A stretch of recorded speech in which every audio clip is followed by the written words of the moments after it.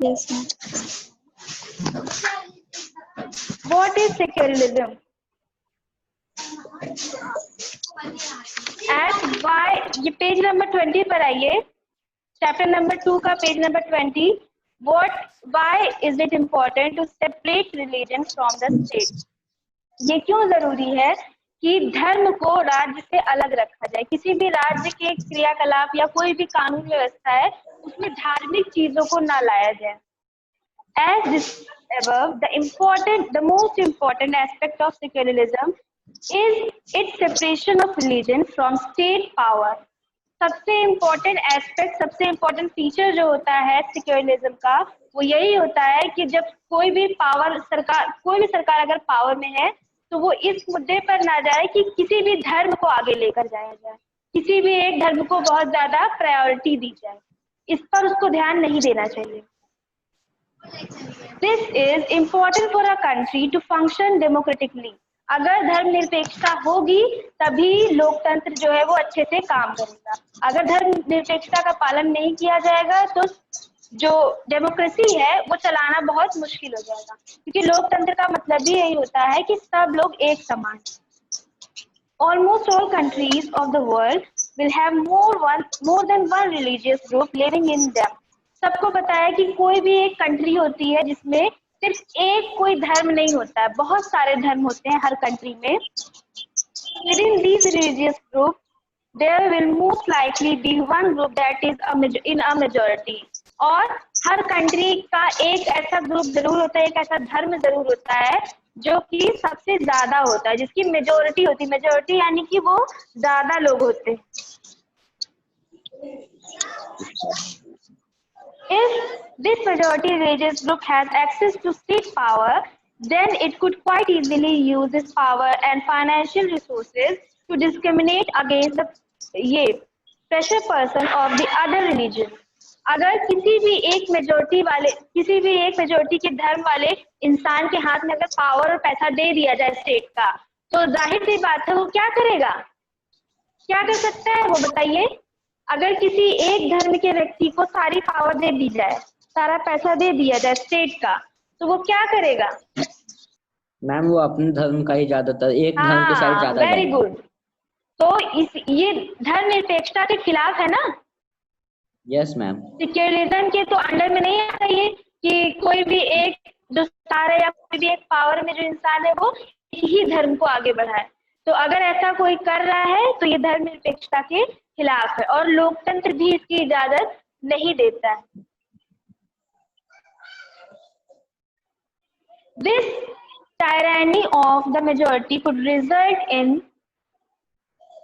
the discrimination, concern and at times even the killing of religious minorities. और अगर ऐसा करने जाने लगता, अगर कोई ऐसा कर रहा है कि किसी भी एक रिलीजन को या किसी भी एक धर्म को बहुत ज्यादा आगे बढ़ाना और दूसरों को एकदम नीचे दिखा देना या उनके लिए कुछ भी ना करना, तो ये बहुत ज्यादा डिस्क्रिमिनेशन फैला देता है. डिस्क्रिमिनेशन यानी कि ऊंच नीच और भेदभाव फैला देता है, और कभी कभी ये बहुत ज्यादा हिंसा का भी कारण बनता है.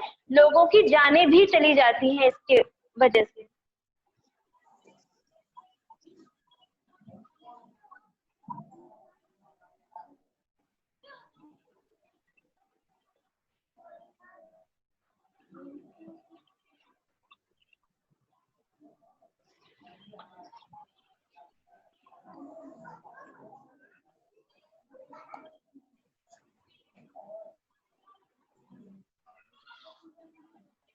The majority could quite easily prevent minorities from practicing their religions. Any form of domination based on religion is in violation of the rights that a democratic society guarantees to each and every citizen irrespective of their religion. अगर किसी के भी साथ धर्मनिरपेक्षता को follow नहीं किया जा रहा किसी भी कंट्री में और किसी एक माइनॉरिटी को दबाया जा रहा है, तो ये आपके रिलीजन, तो ये आपके डेमोक्रेसी के खिलाफ जाता है. ये किसी भी डेमोक्रेटिक कंट्री के संविधान का हिस्सा नहीं है कि आप किसी एक माइनॉरिटी को दबाते चले जाए या उसको उसके धर्म का फॉलो करने में उसको बाधा पहुंचाए. फिर therefore the tyranny of The majority and the violation of fundamental rights that can result is one reason why it is important to separate the state and religion in democratic society. अब ये देखना है कि democratic society, democratic यानी कि जहाँ पर लोकतंत्र है, लोकतंत्र यानी कि सबको एक समान अधिकार है, सब लोग अपना लीडर चुन सकते हैं, सबको वोट देने का अधिकार है, सब पूरा कोई भी अमीर हो गरीब हो सब एक श्रेणी में आते हैं। लेकिन अगर कहीं पर भी सेक्युलरिज्म का पालन नहीं किया जा रहा है, कहीं पर भी किसी एक माइनॉरिटी जो है उसको दबाया जा रहा है, तो वो लोकतंत्र के विरुद्ध काम किया जा रहा है।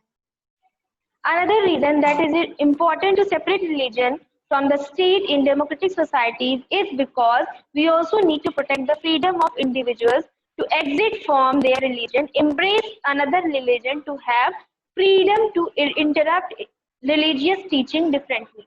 तो अगर धर्मनिरपेक्षता को स्टेट में फॉलो कराना ये इसलिए भी जरूरी है ताकि किसी एक इंडिविजुअल को उसकी छूट दी जाए कि वो अपने धर्म को किसी भी तरह से फॉलो कर सकता है, कोई उस पर डोमिनेट ना करे या उसके धर्म को फॉलो करने में कोई उसको बाधा ना पहुंचाए, और दूसरा जो दूसरे धर्म का व्यक्ति है उसका भी वो धर्म का आदर और सम्मान करे। तो डेमोक्रेटिक सोसाइटी में सेक्युलरिज्म का क्या क्या यूज है या क्यों इम्पोर्टेंट है उसके बारे में हम लोग देख रहे हैं। फिर to understand this point better, let us take the practice of untouchability. You might feel that you dislike this practice within Hinduism and you want to try and reform it. However, it state power over the hands of those Hindus who support untouchability. Then do not think that you would have an easy task to try and change this. आपने देखा होगा कि जो discrimination है उसको फैलाने का सबसे एक बड़ा जो एस्पेक्ट है, सबसे एक बड़ा जो रीजन होता है वो अनटचेबिलिटी भी हो सकता है। और स्पेशली अगर कोई हिंदू स्टेट है या हिंदू धर्म की बात अगर करें तो उसके अंदर ये अनटचेबिलिटी का जो मामला है ये कुछ ज्यादा ही फैलता है। तो ये भी धर्मनिरपेक्षता में बहुत बड़ा इम्पोर्टेंट रोल प्ले करता है, क्योंकि अगर आप किसी को छुआछूत की भावना से देखेंगे तो उस सामने वाले को भी थोड़ा हीन भावना फील होगी और आप उसको नीचा दिखा रहे हैं। तो डेमोक्रेसी के खिलाफ जाता है कि आप किसी को धर्म के ऊपर या जात पात के ऊपर टिप्पणी करें या उसके हिसाब से उसको जज करें। Even if you were part of a dominant religious group, you might face a lot of resistance from fellow members of your community. और अगर कोई उच्च वर्ग का कोई व्यक्ति भी है जिसको ये नहीं पसंद आ रहा है कि नीचे वर्ग के लोगों को डोमिनेट किया जा रहा है या उनको उनके ऊपर अनटचेबिलिटी को थोपा जा रहा है, तो अगर वो सोचे कि मैं इसको चेंज कर लूं क्योंकि मैं इसी ग्रुप का हूँ, मैं उच्च ग्रुप का हूँ तो मैं चेंज कर सकता हूँ, तो ये भी उसको मुश्किल होती है क्योंकि उसी के ग्रुप के जो मेंबर होते हैं, जो मेजोरिटी ग्रुप के जो और दूसरे मेंबर होते हैं वो खुद उसको डोमिनेट कर देते हैं। तो मतलब अगर कोई चाहता भी है कि इस सिस्टम को चेंज किया जाए तो उसमें भी उसको डिफिकल्टी होती है। उसको भी नहीं करना। तो भी कुछ कह रही है क्या आप? आवाज आ रही है ना सबको? समझ में आ रहा है सेक्युलरिज्म और अनटचेबिलिटी और ये डेमोक्रेसी क्या होती है? सबको समझ में आ रहा है? Yes ma'am. बताओ शबीर, डेमोक्रेसी क्या है? कोई एक फीचर बताओ डेमोक्रेसी का, कुछ एक क्वालिटी बताओ। कि जो जिस कंट्री के जो लोग हैं मैम उन्हें अपना इंडिविजुअल एक अपने मतलब कि वो किसी अपने तरह के किसी को वोट देके उसको खड़ा कर रहे हैं कि वो उनके लिए अच्छा करे।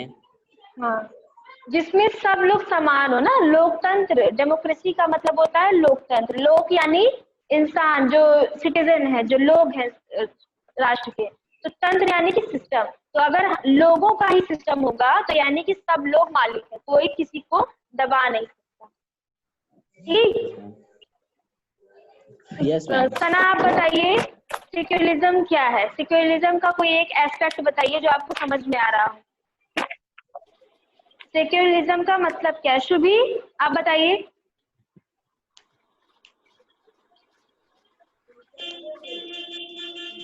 सेक्युलरिज्म का मतलब है धर्मनिरपेक्षता ना? Yes ma'am. ध्यान दीजिए, क्लास में आगे पढ़ते हैं। तो बताया गया है कि अगर कोई मेजोरिटी ग्रुप का मेंबर भी है, वो भी अगर ये सब चेंज करना चाहता है तो उसको भी उसके ग्रुप के लोग रोक देते हैं, वो भी डोमिनेट कर देते हैं।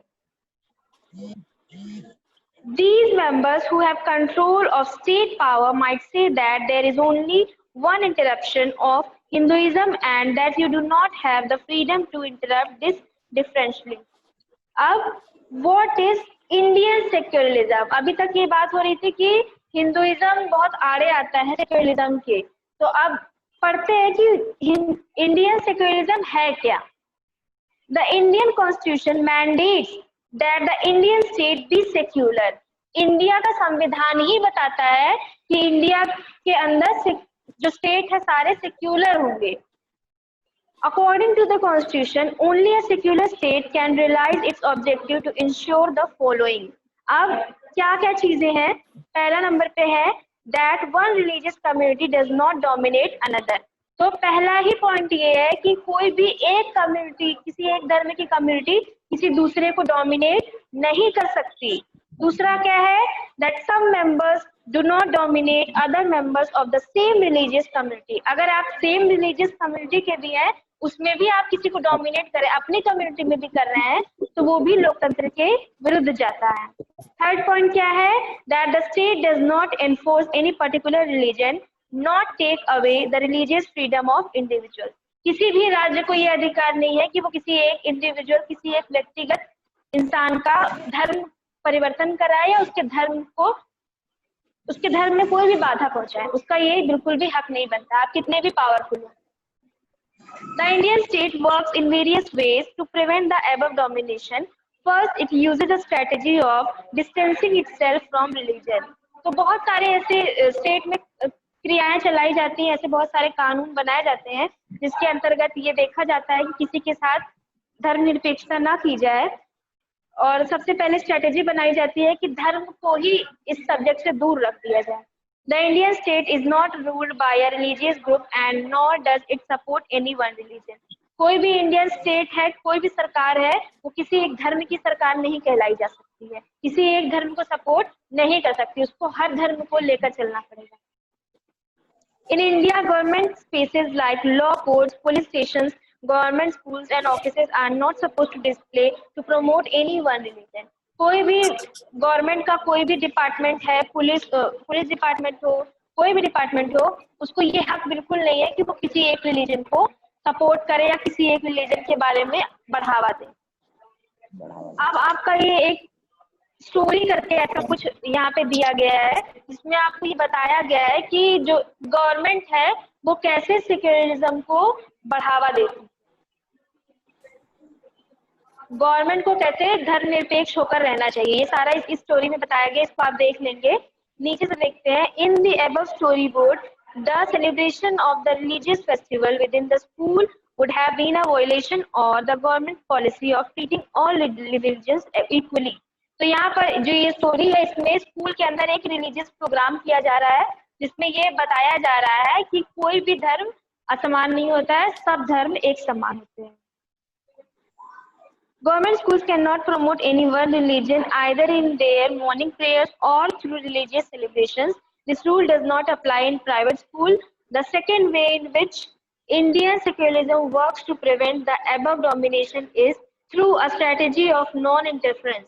तो जो गवर्नमेंट स्कूल होती हैं उनको बिल्कुल भी अलाउ नहीं होता है कि आप किसी एक धर्म का बढ़ावा दें या प्रेयर्स के थ्रू या किसी भी चीज के थ्रू, किसी भी फेस्टिवल के थ्रू किसी सिर्फ एक धर्म को बढ़ावा दें।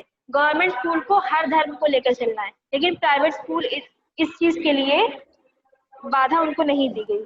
This means that in order to respect the sentiments of all religions and not interfere with religious practices, the state makes certain expectations of particular religious community. तो पूरा भारतीय संविधान में पूरा ये दर्शाया गया है कि कोई भी स्टेट कम्युनिटी या कोई भी गवर्नमेंट फैसिलिटेड स्कूल हो या कुछ भी हो, वो किसी एक धर्म को बढ़ावा दे ही नहीं सकती। In above the storyboard, Paramjit, the Sikh youth, does not have to wear a helmet. अब एक स्टोरी यहाँ पर दी गई है, इसमें एक सिख है परमजीत जिसका नाम है, वो हेलमेट नहीं पहने। This is because the Indian state recognized that wearing a pagdi turban is central to a Sikh religious practice, and in order not to interfere with this, allows an exception in the law.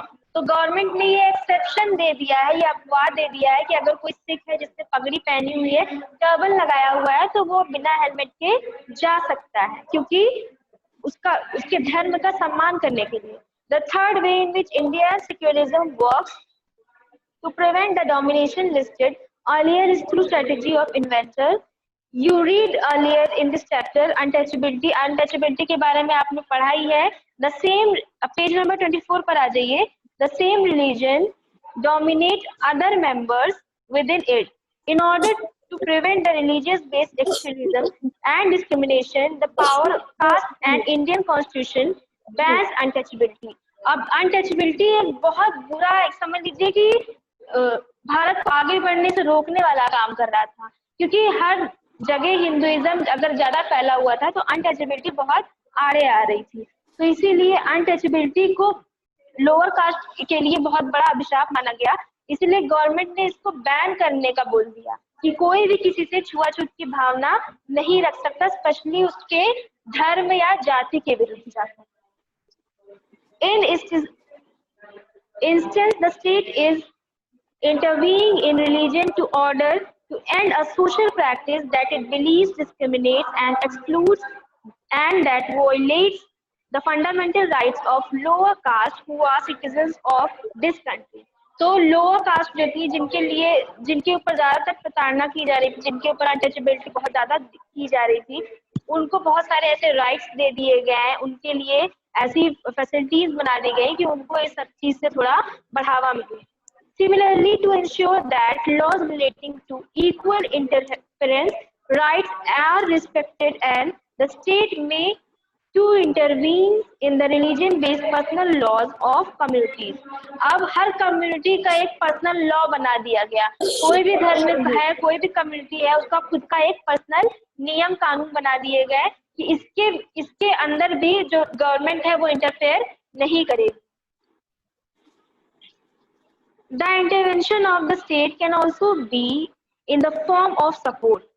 कभी-कभी सिर्फ विरुद्ध जाकर ही कोई interfere नहीं करता, कभी-कभी support करने के लिए भी कोई इंटरफेयर करता रहता है.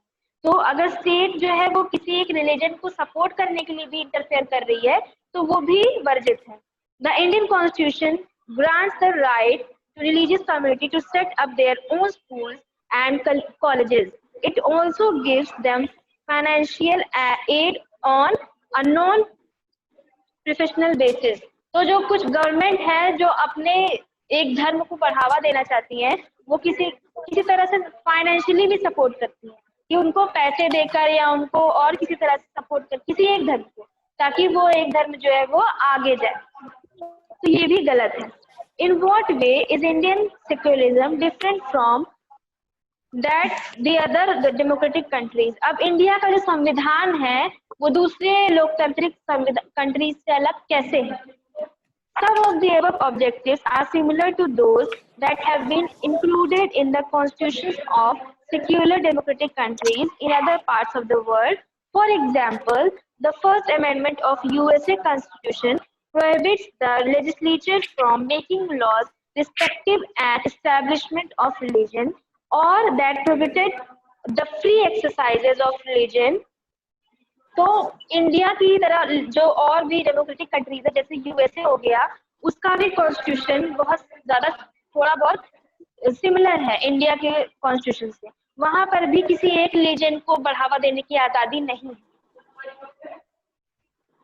फिर what is meant by the word establishment? अब एस्टैब्लिशमेंट का क्या सीधा सीधा मतलब है? Is that the legislator can not declare any religion as the official religion.